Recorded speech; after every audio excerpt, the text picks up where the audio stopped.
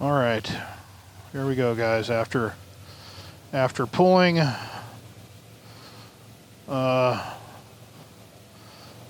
pulling the seat out of my butt and getting down to the bottom and finding out the camera on my helmet was not recording.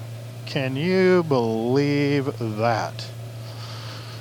Oh man, oh man. But it does appear that one of the cameras was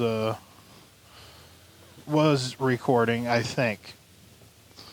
I do believe. So, worst case scenario, I have to do like a voiceover type situation, and it's not, I don't like to do that, but it'll work if that's all I got. I cannot, like, the most important camera out of all the cameras is the one on the helmet, because that's the one with the microphone. I wish I could figure out a secondary recording method to kind of help prevent. Oh, there's an adit right there. Right there was one. I didn't look over in time, but wish there like a secondary recording device, which I do have a secondary recording device, but I mean that adds like another level of complexity to the situation. Just would, so second microphone, piped into the helmet. Yeah, it would be a lot. Here's a cow with big ass horns to the right.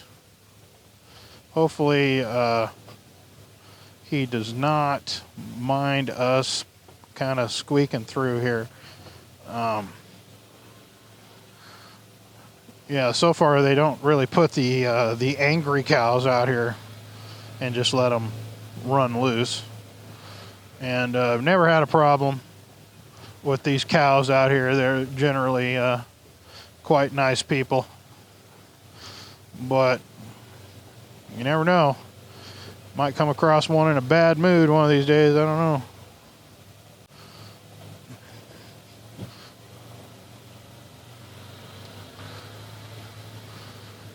But man, what a bad spot to have the camera not be recording.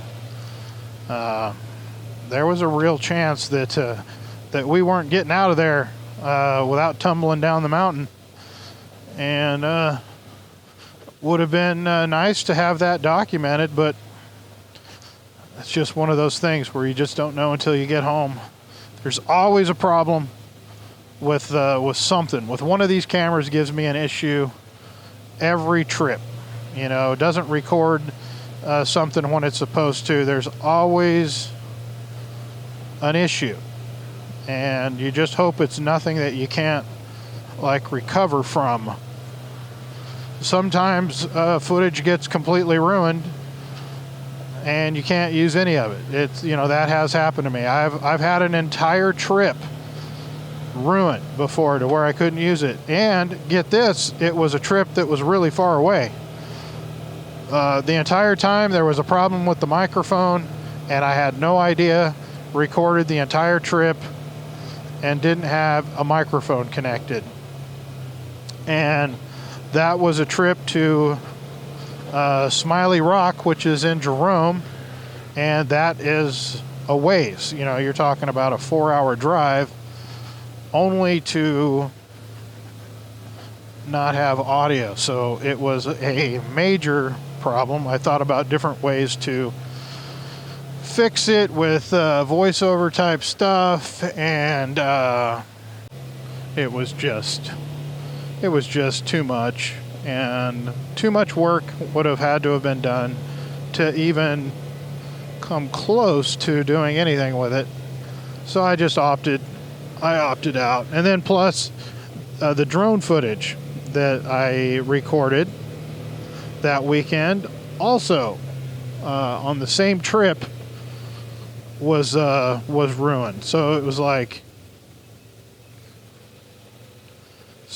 a double whammy. This looks like another goat trail to me, but I guess we'll see.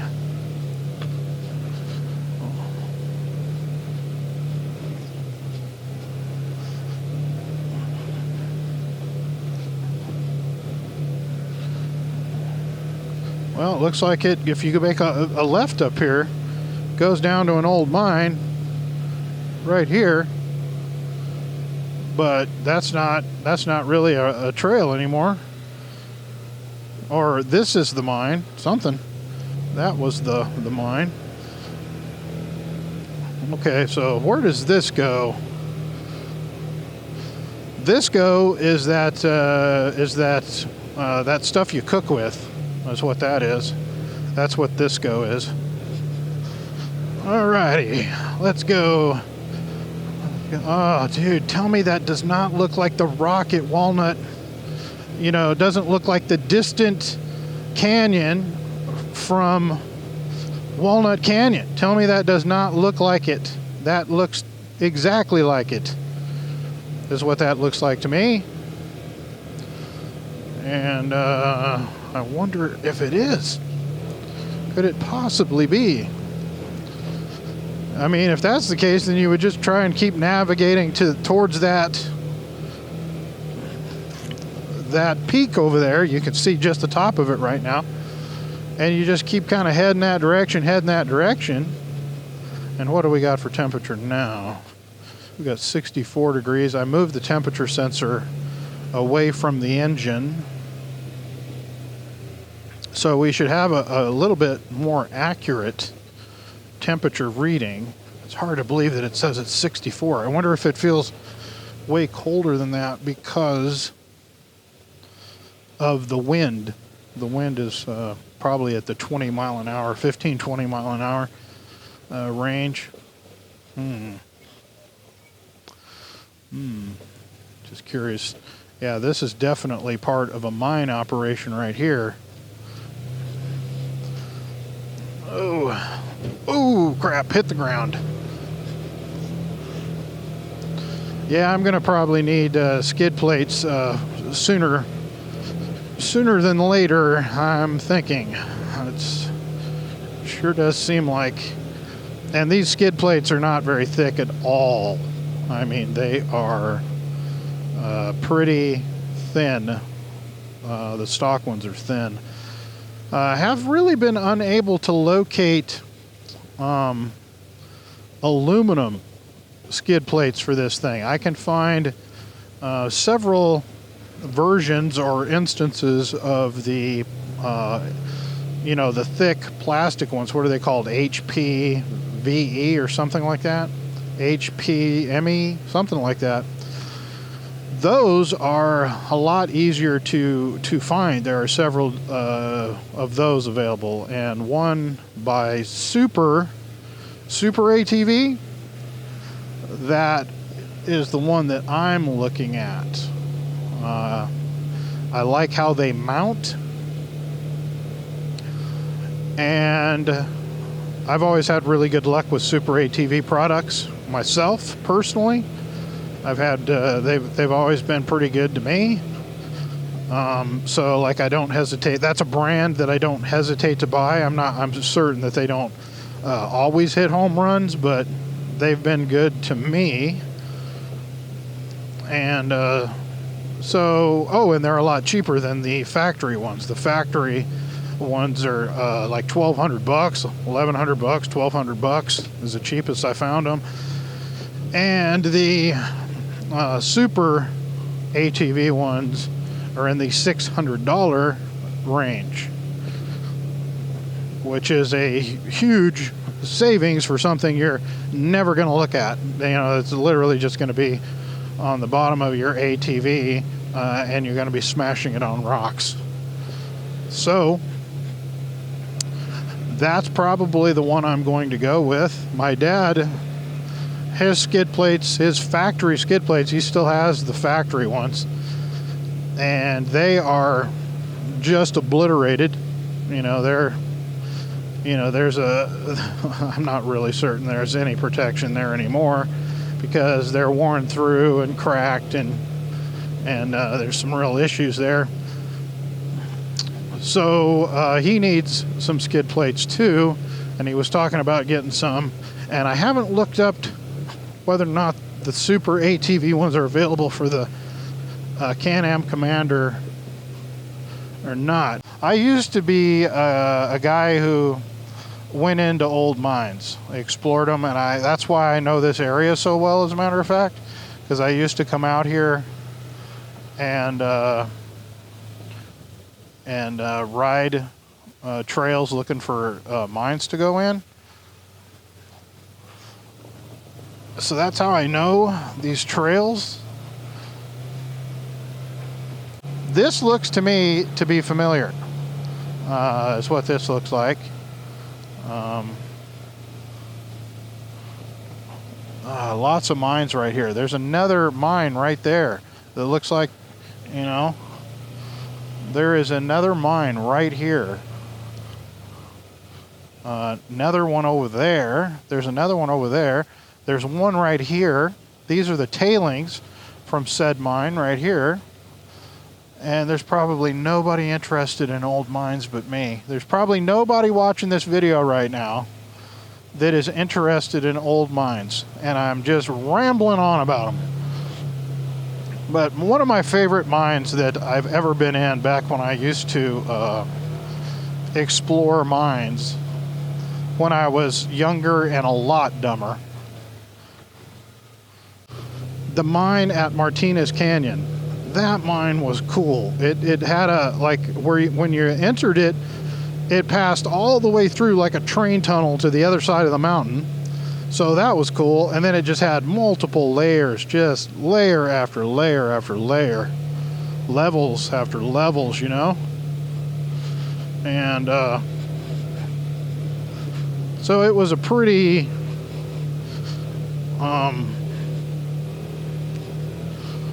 cool mine, and it was one of the least dangerous ones unless you went down the levels and stuff. If you just stayed in the main mine, it was one of the safer mines. It had a really high ceiling. It looked like it was definitely not you know, gonna fall down on you. You didn't have to stoop over. You could walk standing straight up, and it was fun to explore. But yeah, I haven't been in that mine, and I mean, it's been many years. Oh, what is going on? What is going on? I do not even know.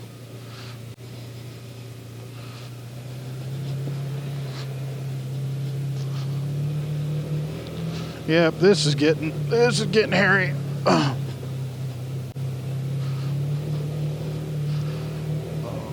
And then let's see, what's another really good mine? The Tip Top mine.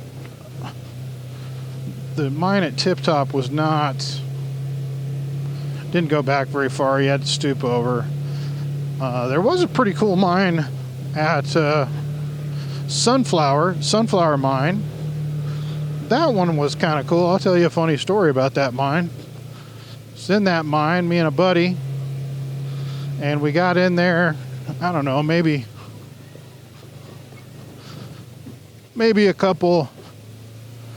about 100 yards, maybe something like that.